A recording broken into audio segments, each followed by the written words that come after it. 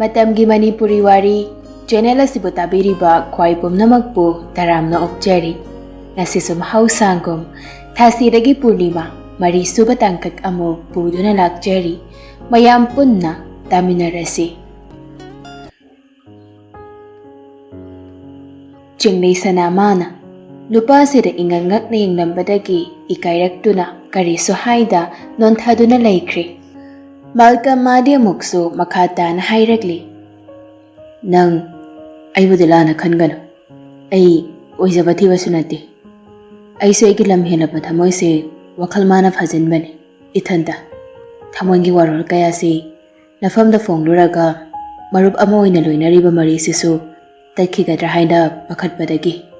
Adobo tamoy maginingay na kankiba na fazin na tambang ngamdre.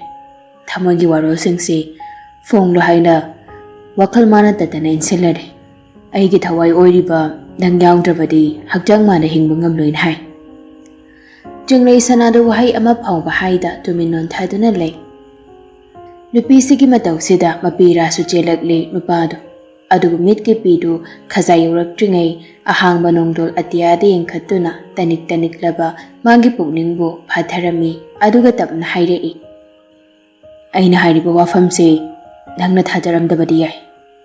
Adubu madam kayadagi nangi nafamda haigi khana aigi thamoida thamlakwa wani. Nangna fana yaningdaba leiragasu marub amoibagi marisiri thadatpinuko. Adubu ikai kipo mohondoktuna hairi. Nangbodi amakpamta yaungdana aigi thamoisina nuksirure. Jinglei sana tamna non khalakduna hairei. Haigadaba loiraba. Haining badi kayanida. Adubu hairuraga lana khangadabagi saruk wahai khara sikak hairage. Adudi hanaba tawrasira pungsu thengzile. Aigi wahangi paukhumdi. Ai khalakige. Hoi, khalo. Tarai pirakwa paukhumdudi aisu pamde. Nangna yaningdrabasu sengna dum hairo. Ai kaisu nangonda nungaidaba tawra. Adubu ai positive response di pame. Jinglei sanado asama paukhumna tamak hairei. Helena gi mama binodu ngasidi machanupi gi mayumta lai. Ibema, noibu kanamta laitabro ne. Ibecha sutaraduna. Haima, inama, lao chango. Kanamata laitabro, ichigekti ida.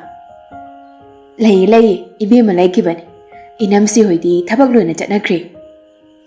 Dendia tuta Helena suthoraktuna mamabu kaurakli. Ima, yam thazadi. Lakni khotnina hana pau hairak yadra. Ichagi yumda lakpabu lakninga matamda laktawribani kaino. Pau piba pidaba haiba mamuk leibro. Lao, ai kadoina phamurasi ima. Ibecha mu onsinduna wadu makhatara I Helena do. Ine kaino chaba yaba kita sembiro. Ho. Nene sembiragi. Bino sumacha nupi ki kada janglekli haire I binona. Amadudi pawa kemda pharoktraba. Phaurai reima. Kamai tawduno khangdi. Imana phana baloina senge. Nang banganu ko. Yum sigilan thumayamse itagi oidaba yadabani. Tanja tuda ipecha su janaba kharapu duna changai. Anidu su ikhang khangi. Inama Janaba khara semjarakpani. Semdrasu yabasida nangna pawawa bire tawrise. Wade dai nama. Adude aisu atai dai thabak kita loshilokigi. Namana jawari sanauko. Asi haiduna thokri. Mama majare beja thokrabada waridu makha chathana sana hauri. Lumidangdo yohan malkamda call tawre e malkamna su ring chatpaga dumak pairakli. Kailere. Sia, kya usitrini yomune? Kaino haidawdo patpad hairo, kothala yu haibanate. Jinglei sanada nungshi hairo padaya viraktrabo, nangna do ami sokto iduba. Malkam do handak di taptharaga hairakli. Khangdeda. Yaningira, yaningrirado. Kai haraino, wari di ro tage kaino. Malkam nanga sai thokiba mayamdo yohen bada wari leiri. Liba loirakpada yohen bana khanglaw lawrai. Hey, apang, nupi na khalaki ki hairamido yaning bagini. Yaningdodi ngasai na yaningdian hairamodro, ha? Nupina koiningedi kaida hangurani. Pangna marolang pangiba. Tapna ngangbu yadro wadubo. Adu kana ngangidubu kana tanabano. Sakta nanga wari sanado sarokne Anjali da kana ruki thamme. Kiet le dodi. Nasaktu yaningdene phone tham. Nangonda kana na call sita wona haige. Na thawleita na call tawraga thammo kaina. Ariembada sini. Ore bungo paktre thamjare. Asi haiduna call to fathek ta kaktali. Adudagi yohenbadu haibaga tawbaga Anjali da text thaduna khatna bahauri. Jaroi nupia, sakti bia, kaidawrige. Saradumag reply hala Anjali so. Nabagi wakal khali numit yung biman ba paktaba. Nasak kuthi duga langi ba sauduga. Lupadu maraibo antok thikreda. Nangi se khana haugena message tharaira. Kangidu amfai, sakti bi kuningai. Sakti bi kuningai bi engonda hop jaba pakhang yam lei hese nangdi khangamoine. Aduna kemta khanbide kuningai rasu khangaba khongbiza. Masak fajarasu nupado jukotiya jaramoine. Habjukangi for jaba kangbuga do oiramgani ne. Taba yang wari nang wari se matung mana message ka tharakano. Oi di tharak tori. Handauba nang tana hanbirakano. Anjali do awoi tana message ka halakije. Matau do yohen basu machinda soli. Ai, awoin ki halak dine masigi nupise. Kanade. Aishu tumagi. Somda sunumidang do chingni sana phanat thengna phawba tumthaba yade. Magi ngasigi matau do soikrabra. Aduna maram oiraga nupado ikairam madra. Malkangi wahangi pakumso pidaba yaroi. Kari pakum pigani. Mayam si khalingaida kadomdaginu khangdi. Ngasai malkamna aigi thawai oiriba nang yaudrabadi hakjang mana hingba ngamdoi hairi. Madu haikibadu ningsinglubada kadomdaginu khangdi. Masa khangda nokjaru. Aduba thangnaba mikupta noklamami noktu swai mangkri. Malkamgi ahal laman singna mabu mamau oiba pambiroidra haina sukhali. Maramdi imung ani siyengnabada yamna khene. Aduna makoi anigi nungsigi panthong yoba ngamdrabadi haina supakhali. Kaina nabagidamag nungsinaba sumana pamdi. Karigumba mana yandragana malkamgi punsina kari. Aduga muksu ningsinglai. Positive response di pami haihobado. Mayam si khanbada makop machadu kaiga tawri. Adubu khanba yamba khallaba tungda malkamgi nungsibadu ikai kumnaragi haiba wakal sida jab yungna lepkri. Ahing thengna tumkibagira karino ngasidi pung taruk taradu phawba jinglei sanadu haugatri.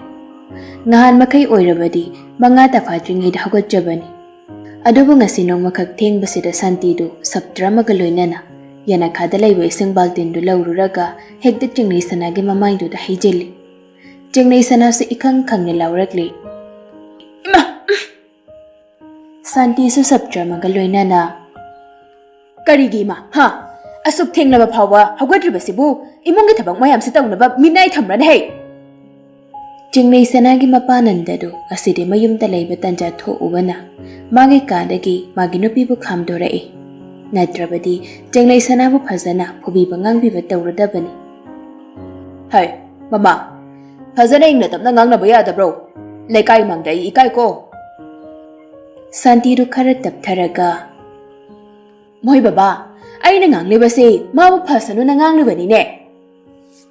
Adu boba tapna ngangno ko ai ikai hairisini. Makha taradi ai fatte na haidu ko doi. Santido majanupida mung onsilaga khonjalu khara tapna sauna hairakli. Sida thoknaba nangna sinbani. Yam pharoi na. Namasi badugane chapeng mane. Yam thun hawgalo ko natrabade aina kador kemo. Jinglei sana sukapna kapna mangagdu hoi haibagum nomlakli. Naron thokro. Aduk yamna usitri dubu kaigino. Hoi. Hawgalagi ima. Yam pharoidori haisani. Nangamane. Yam pharoidori ba ngangina. Asi haidana jinglei sana gi makoktuda makuda safu kanna ilamlaga thokri. Jinglei sana su mathamoida tumin pendana sonja hauri. Ima. Nangliramadi. Aina ngasi si hiyong laning bakari basi kairam loy ko. Ay mapokse. ꯊꯥꯁꯤꯒ ꯄꯥꯈꯛ ꯑꯣꯏꯗꯨꯅ ꯑꯗꯨꯃꯛ ꯂꯩꯔꯗ꯭ꯔꯥ? ꯑꯗꯨꯕꯨ ꯑꯄꯣꯛꯄ ꯃꯆꯥ ꯈꯛꯇꯅ ꯃꯆꯥꯔꯥ? ꯏꯃꯥꯇꯣꯟ ꯑꯩꯕꯨ ꯄꯣꯛꯇꯕꯅꯤ ꯍꯥꯏꯗꯨꯅ ꯏꯟꯊꯣꯛꯂꯁꯨ ꯑꯩꯅꯗꯤ ꯏꯃꯥꯇꯣꯟꯕꯨ ꯏꯃꯥꯃꯛꯅꯤ ꯈꯟꯅ ꯅꯨꯡꯁꯤꯏ꯫ ꯃꯃꯤꯠꯇꯒꯤ ꯃꯄꯤꯗꯨꯁꯨ ꯑꯇꯠ ꯑꯈꯝ ꯂꯩꯇꯅ ꯁꯤꯟꯊꯔꯛꯂꯤ꯫ ꯀꯞꯄ ꯐꯥꯎꯕ ꯃꯅꯤꯡ ꯇꯝꯅ ꯀꯞꯆꯕ ꯁꯪꯖꯗ꯭ꯔꯤ ꯆꯤꯡꯂꯩ ꯁꯅꯥꯗꯨ꯫ ꯃꯃꯥꯇꯣꯟꯕꯨ ꯀꯤꯕꯅ ꯍꯧꯒꯠꯂꯒ ꯏꯃꯨꯡꯒꯤ ꯊꯕꯛꯁꯤꯡꯗꯨ ꯁꯠ-ꯁꯠ ꯂꯣꯏꯁꯤꯟꯅꯕ ꯍꯣꯠꯅꯈ꯭ꯔꯤ꯫ ꯍꯦꯂꯦꯅꯥꯁꯨ ꯍꯥꯟꯅꯒꯨꯝ ꯀꯅꯥꯁꯨ ꯂꯩꯇꯕ ꯇꯟꯖꯥ ꯌꯦꯡꯗꯨꯅ ꯃꯊꯛꯇ ꯀꯥꯔꯛꯇꯨꯅ ꯃꯥꯅ ꯍꯥꯟꯅ ꯄꯥꯏꯔꯝꯕ ꯁꯤꯝꯗꯨ ꯐꯣꯟꯗꯨꯗ ꯍꯥꯞꯆꯤꯜꯂꯤ꯫ ꯑꯗꯨꯒ ꯃꯥꯒ ꯍꯦꯛ ꯍꯦꯛ ꯄꯥꯎ ꯐꯥꯎꯅꯕ ꯅꯨꯄꯥꯗꯨꯗ ꯀꯣꯜ ꯇꯧꯔꯤ꯫ ꯅꯨꯄꯥꯗꯨꯁꯨ ꯔꯤꯡ ꯑꯃꯨꯛ ꯑꯅꯤꯔꯛ ꯆꯠꯄꯒ ꯄꯥꯏꯔꯛꯏ꯫ ꯀꯩ ꯂꯩꯔꯦ? ꯀꯩꯅꯣ ꯀꯣꯜ ꯇꯧꯔꯛꯄꯒꯁꯦ ꯌꯥꯗ꯭ꯔꯕ ꯇꯥꯃꯣ? ꯑꯗꯨꯒꯤ ꯅꯠꯇꯦ, ꯊꯥꯖꯗꯅ ꯇꯧꯔꯛꯄꯁꯤꯗ ꯁꯨꯝ ꯍꯪꯕꯒꯤ ꯋꯥꯅꯤ꯫ ꯀꯩꯅꯣ ꯊꯥꯖꯗꯅ ꯇꯧꯔꯛꯄ ꯍꯥꯏꯗꯤ? ꯅꯪꯒꯤ ꯃꯑꯣꯡꯗꯨꯅ ꯍꯥꯏꯕꯅꯤ꯫ ꯑꯩꯒꯤ ꯌꯣꯡꯅ ꯀꯩꯗꯧꯔꯒꯦ? ꯅꯨꯄꯥꯗꯨ ꯁꯧꯔꯪꯅꯅ ꯍꯥꯏꯔꯛꯂꯤ꯫ ꯈꯪꯁꯤꯟꯅꯗꯕꯒ ꯁꯥꯔꯛꯑꯅꯨꯗ꯫ ꯀꯩꯅꯣ ꯇꯥꯃꯣꯅ ꯄꯥꯝꯂꯤꯁꯤꯕꯣ? ꯍꯥꯏꯅꯤꯡꯕꯗꯣ ꯁꯦꯡꯅ ꯍꯥꯏꯌꯨ, ꯈꯠꯅꯕ ꯍꯧꯗꯣꯏ ꯃꯍꯨꯠꯇ꯫ ꯅꯨꯄꯥꯗꯨ ꯅꯣꯛꯅꯤꯡꯗꯕ ꯃꯤꯅꯣꯛ ꯑꯃ ꯅꯣꯛꯂꯗꯨꯅ ꯍꯨꯔꯥꯟꯕꯅ ꯀꯩꯗꯧꯅꯨꯡꯗ ꯑꯩ ꯍꯨꯔꯥꯟꯕꯅꯤꯅ ꯍꯥꯏꯗꯕꯅꯤ꯫ ꯍꯦꯂꯦꯅꯥꯁꯨ ꯍꯟꯗꯛꯇꯤ ꯏꯁꯥꯎ ꯁꯥꯎꯅ ꯍꯥꯏꯔꯛꯂꯤ꯫ ꯑꯩꯁꯦ ꯍꯨꯔꯥꯟꯕꯤꯅꯤ ꯁꯤꯔꯣ? ꯑꯩ ꯃꯗꯨꯃꯗꯤ ꯍꯥꯏꯈꯤꯗꯦ꯫ ꯇꯥꯃꯣꯅ ꯁꯨꯃꯥꯏꯅ ꯁꯨꯝ ꯈꯠꯅꯍꯧꯗꯧ ꯑꯣꯏꯔꯒꯗꯤ ꯌꯥꯔꯦ, ꯉꯁꯤꯗꯒꯤ ꯏꯕꯥꯅꯤꯒꯤ ꯃꯔꯤ ꯂꯣꯏꯅꯔꯁꯤ꯫ ꯃꯗꯨꯗ ꯑꯩꯒꯤꯗꯤ ꯃꯥꯡꯖꯕ ꯀꯩꯁꯨ ꯂꯩꯇꯦ꯫ ꯑꯩꯒꯤꯁꯨ ꯃꯥꯡꯖꯕ ꯂꯩꯇꯦꯅ ꯍꯦꯟꯅ ꯑꯗꯨꯝ ꯋꯥꯏ ꯁꯪꯅꯅꯤ꯫ ꯐꯔꯦ ꯐꯔꯦ, ꯉꯁꯤꯗꯒꯤ ꯅꯨꯃꯤꯠ ꯃꯁꯤꯡ ꯄꯥꯕ ꯍꯧꯔꯣ꯫ ꯊꯥ ꯈꯔꯒꯤ ꯃꯇꯨꯡꯗꯒꯤ ꯅꯪꯒꯤ ꯅꯨꯡꯉꯥꯏꯕꯒꯤ ꯃꯇꯝ ꯂꯣꯏꯁꯤꯜꯂꯛꯇꯨꯅ ꯑꯋꯥꯕ ꯃꯥꯅ ꯈꯧꯔꯥꯡꯅ ꯉꯥꯏꯔꯝꯂꯒꯅꯤ꯫ ꯃꯇꯝꯗꯨꯗ ꯗꯉꯩ ꯊꯦꯡꯅꯁꯤ꯫ ꯑꯁꯤ ꯍꯥꯏꯗꯨꯅ ꯀꯣꯜꯗꯨ ꯐꯠ ꯀꯛꯊꯠꯂꯤ꯫ ꯃꯆꯤꯟꯗꯁꯨ ꯏꯁꯥꯎ ꯁꯥꯎꯅ ꯁꯣꯜꯂꯤ꯫ ꯑꯁꯨꯛ ꯌꯥꯝ ꯅꯥꯄꯜ ꯀꯥꯕ ꯃꯁꯥꯅ ꯃꯁꯥꯁꯦ ꯀꯅꯥꯗꯣ ꯈꯪꯖꯗ꯭ꯔꯕ ꯃꯥꯜꯂꯦ ꯃꯥ꯫ ꯑꯩꯅ ꯑꯗꯨꯝ ꯅꯨꯡꯁꯤꯔꯨꯕꯒꯤ ꯍꯟꯕꯤꯕꯁꯤꯗ ꯌꯥꯝ ꯎꯁꯤꯠꯇ꯭ꯔꯤ꯫ ꯐꯩ ꯐꯩ, ꯑꯩꯁꯨ ꯅꯨꯄꯥꯅꯤ ꯀꯩꯅꯣ, ꯑꯩꯅ ꯀꯩꯗꯧꯔꯛꯀꯦꯗꯣ ꯌꯦꯡꯉꯨ꯫ ꯁꯣꯝꯗꯁꯨ ꯍꯦꯂꯦꯅꯥꯗꯣ ꯁꯤꯝꯗ ꯂꯧꯊꯣꯛꯇꯨꯅ ꯁꯥꯎꯅ ꯍꯤꯡꯆꯥꯕꯤꯅ ꯃꯤ ꯆꯥꯔꯝꯗꯥꯏꯗ ꯇꯧꯕ ꯁꯞꯇ꯭ꯔꯒꯨꯝ ꯑꯀꯤꯕ ꯁꯛꯇꯝꯅ ꯁꯤꯝ ꯃꯆꯥ ꯑꯗꯨꯗ ꯊꯧꯅꯥ ꯐꯨꯗꯣꯛꯇꯨꯅ ꯍꯦꯛꯇ ꯄꯦꯗ꯭ꯔꯦꯛ ꯄꯦꯗ꯭ꯔꯦꯛ ꯊꯨꯗꯦꯛꯂꯤ꯫ ꯑꯗꯨꯒ ꯏꯁꯥꯎ ꯁꯥꯎꯅ ꯃꯈꯥꯗ ꯁꯍꯨꯝ ꯆꯥꯎꯅ ꯀꯨꯝꯊꯈꯤ꯫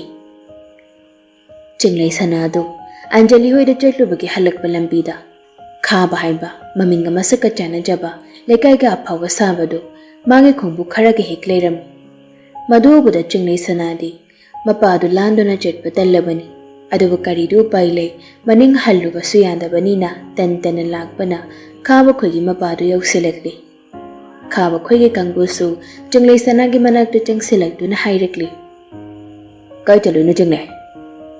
ꯆꯤꯡꯂꯩꯁꯨ ꯏꯇꯟ ꯇꯟꯅ ꯑꯟꯖꯂꯤ ꯍꯣꯏꯗ ꯆꯠꯂꯨꯕꯅꯤ ꯀꯀꯥ꯫ ꯀꯀꯥ ꯀꯧꯔꯛꯀꯗꯣꯗ ꯍꯟꯖꯤꯟ ꯍꯟꯖꯤꯟ ꯍꯥꯏꯕꯗꯨ ꯅꯪ ꯌꯥꯗꯦꯅꯦ꯫ ꯇꯣꯝꯕꯅꯁꯨ ꯃꯔꯨꯞꯁꯤꯒꯤ ꯃꯇꯦꯡ ꯄꯥꯡꯁꯤꯜꯂꯛꯂꯤ꯫ ꯑꯗꯨꯅꯤ, ꯑꯩꯈꯣꯏ ꯏꯇꯥꯎꯁꯤꯗꯕꯨ ꯀꯀꯥ ꯀꯥꯏꯔ ꯎꯁꯤꯠꯃꯟꯗꯦ ꯃꯥꯒꯤꯁꯤꯗ꯫ ꯃꯨꯅꯥꯅ ꯑꯃꯨꯛ ꯍꯦꯟꯃꯟꯗ꯭ꯔꯣ ꯆꯤꯡꯂꯩ, ꯅꯪꯁꯨ ꯀꯀꯥ ꯀꯥꯏꯅ? ꯐꯔꯁꯨ ꯐꯠꯇ꯭ꯔꯁꯨ ꯂꯩꯀꯥꯏꯁꯤꯗ ꯄꯩꯁꯥ ꯄꯥꯏꯕꯗ ꯃꯃꯤꯡ ꯂꯩꯔꯤꯕ ꯏꯇꯥꯎ ꯈꯥꯕꯅꯤ꯫ ꯆꯤꯡꯂꯩ ꯁꯅꯥꯗꯨ ꯀꯔꯤꯁꯨ ꯈꯨꯝꯗꯦ, ꯆꯠꯐꯝ ꯊꯣꯛꯄ ꯆꯠꯂꯤ꯫ ꯈꯥꯕ ꯍꯣꯏꯁꯨ ꯃꯇꯨꯡꯗ ꯁꯨꯝ ꯏꯟꯅꯔꯛꯂꯤ꯫ ꯀꯀꯥ ꯀꯥꯏꯅ ꯌꯥꯝ ꯀꯧꯅꯤꯡꯂꯒꯗꯤ ꯀꯧꯖꯔꯁꯅꯨ, ꯍꯌꯦꯡꯗ ꯉꯥꯏꯔꯦ꯫ ꯇꯥꯃꯣ, ꯆꯥꯛ ꯂꯣꯏꯔꯦ, ꯁꯥꯔꯤꯉꯩꯁꯤꯗ ꯆꯥꯊꯣꯛꯄꯤꯔꯣꯅ ꯍꯥꯏꯔꯛꯀꯗꯕꯗꯨ꯫ ꯈꯥꯕꯒꯤ ꯋꯥꯗꯨꯗ ꯃꯈꯣꯏ ꯑꯍꯨꯝꯗꯨ ꯄꯨꯟꯅ ꯅꯣꯛꯃꯤꯟꯅꯔꯤ꯫ ꯍꯟꯗꯛꯇꯤ ꯆꯤꯡꯂꯩ ꯁꯅꯥꯁꯨ ꯆꯠꯂꯝꯕꯗꯨ ꯆꯞ ꯂꯦꯞꯂꯒ ꯏꯁꯥꯎ ꯁꯥꯎꯅ ꯍꯥꯏꯔꯛꯂꯤ꯫ ꯀꯀꯥ, ꯅꯆꯥꯒꯨꯝꯕ ꯑꯩꯉꯣꯟꯗ ꯈꯜꯂꯤꯕ ꯋꯥꯈꯜꯗꯨ ꯊꯥꯗꯣꯛꯄꯤꯌꯨ꯫ ꯀꯀꯥꯅ ꯐꯅ ꯄꯩꯁꯥ ꯄꯥꯏꯔꯝꯕ ꯌꯥꯏ, ꯑꯗꯨꯕꯨ ꯃꯗꯨ ꯑꯩꯉꯣꯟꯗ ꯀꯩꯁꯨ ꯊꯣꯏꯗꯣꯛꯇꯦ꯫ ꯐꯔꯁꯨ ꯐꯠꯇ꯭ꯔꯁꯨ ꯂꯩꯀꯥꯏ ꯑꯃꯗꯇ ꯂꯩꯃꯤꯟꯅꯔꯕ ꯉꯥꯛꯇꯅꯤ, ꯕꯦꯕꯥꯔꯁꯨ ꯀꯥꯏꯅꯤꯡꯗꯦ꯫ ꯋꯥꯍꯩ ꯈꯔꯗꯨ ꯍꯥꯏꯔꯝꯗꯨꯅ ꯍꯟꯅ ꯌꯦꯡꯂꯝꯅ ꯆꯠꯈꯤ ꯆꯤꯡꯂꯩ ꯁꯅꯥꯗꯨ꯫ ꯈꯥꯕꯁꯨ ꯂꯥꯎꯗꯨꯅ ꯂꯩꯍꯧꯔꯤ꯫ ꯅꯪꯕꯨ ꯂꯩꯈꯣꯛꯇꯒꯤ ꯊꯥꯗꯠꯄ ꯉꯝꯗ꯭ꯔꯕ ꯑꯩ ꯈꯥꯕ ꯅꯠꯇ꯭ꯔꯦꯗꯅ꯫ ꯀꯅꯟ ꯀꯨꯃꯥꯔ ꯋꯥꯀꯤꯡ ꯆꯠꯂꯨꯗꯨꯅ ꯍꯜꯂꯛꯂꯕ ꯐꯥꯎꯕ ꯏꯃꯨꯡꯗꯨ ꯇꯨꯃꯤꯠ ꯐꯥꯎꯕ ꯄꯥꯏꯔꯝꯗꯦ꯫ ꯏꯕꯦꯆꯥꯁꯨ ꯃꯌꯨꯝꯂꯣꯝꯗ ꯁꯥꯒꯩꯒꯤ ꯂꯨꯍꯣꯡꯕ ꯑꯃ ꯌꯥꯎꯔꯨꯅꯤ ꯍꯥꯏꯗꯨꯅ ꯆꯠꯈꯤ, ꯑꯗꯨꯅꯁꯨꯅꯤ꯫ ꯀꯅꯟ ꯀꯨꯃꯥꯔꯅ ꯈꯣꯟꯖꯦꯜ ꯈꯔ ꯍꯧꯅ ꯍꯥꯏꯔꯛꯂꯝꯃꯤ꯫ ꯍꯧꯖꯤꯛ ꯐꯥꯎꯕ ꯇꯨꯝꯕ ꯌꯥꯔꯤꯕꯅꯦ ꯅꯣꯏꯕꯨ? ꯑꯍꯤꯡ ꯀꯩ ꯍꯨꯔꯥꯟ ꯆꯠꯅꯔꯨꯒꯦ? ꯄꯨꯡ 6 ꯇꯥꯔꯕ ꯐꯥꯎꯕ ꯍꯧꯒꯠꯅꯤ ꯈꯪꯗ꯭ꯔꯤꯁꯤꯕꯣ? ꯇꯥꯟ ꯆꯥꯅ ꯍꯦꯃꯥꯕꯇꯤꯁꯨ ꯊꯣꯔꯛꯇꯨꯅ ꯍꯥꯏꯔꯛꯂꯤ꯫ ꯀꯔꯤꯅꯣ ꯃꯣꯏ ꯁꯝꯈ꯭ꯌꯥ, ꯑꯌꯨꯛꯁꯤꯗ ꯀꯣꯏꯂꯥꯎ ꯍꯦꯛ ꯂꯥꯎꯔꯤꯕꯗꯨꯕꯣ? ꯁꯤꯌꯥ, ꯇꯨꯝꯕ ꯀꯥꯏꯔꯕꯅꯦ ꯑꯩꯅ ꯂꯥꯎꯕꯁꯤꯗ꯫ ꯆꯠꯊꯣꯛꯑꯣꯗ, Kay thoina ngangcha sarino. Aikhoida hogatpa kuijari. Namau sakhenbi suningdabisidi yakairam kiroine ha.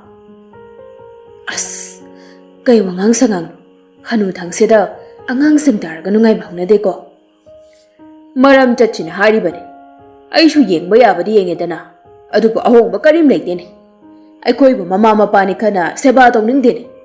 Siramdai fawba imaugi seba fangdana ne sidoribra kanom tawribane khoi. As moi samkya sidi hai hai khangdi hai hai de khangdi laima tanjaida. Makhoi samkha ga ngangnabase aidi ngamba janate. Asumna ngangnaringai machanupa su walking tretlubagi hanchilekli. Madubada mapa ibungodu machanupa sidamu amsilekli. Thoiba nang so laklabra. Hoi babung. Babung wa khara haige. Nang la na dikhan ganu ko. Kaigi babung bula na khandon. Babung na jagi fatana ba kaishu hairo heba na cha khangjai. Imau si nang na khara ngangu thoiba. Mau ma na hujuk phau ba hawatri. Mane maku mapuroi bagi seba tawni khangdi. Mau wa moi bagi dup thawmai katuna. Mapu mabu khurumduna thawni gadaba suma tawdi. Nong phadok tawdabani hayo adu sunati. Mana ngasi faw yum sida lairakpada babung na udrine mana isor khurumbase. Chagan chang thongba phangi haite. Tamsin brasu tamsindi. Babung wayam nganghanganu ko nangi nupini nang wara u thoiba. Mapabunggi wadu da chingsangan badu ikaire itap tapna khumlai. Hoi babung. Fare fare na thau tok jarur. Chingsangan badu da singni ikaire mapabunggi mamangda. Hemabadi sungai mapurei bagi wahaidu sima soire lale haina kakninga yaungde. Maso pamni bani mamongduna phabadu. Adubu mamonggi lichati ngasi phangba hongdri. Chingsangan badu kada yam sauna janglai aduga tumliba Helena ba hongdokli. Helena, hogolo yam thuna. Helena samangoi kaiwai khumlakli. As tamo ngakdang tungkhiyeba. Chingsangan badu kharaga sauna janglakpani Helena na khumlakliba pokhumdu tabada amukka hena sauningkri kan hekta laurai. Helena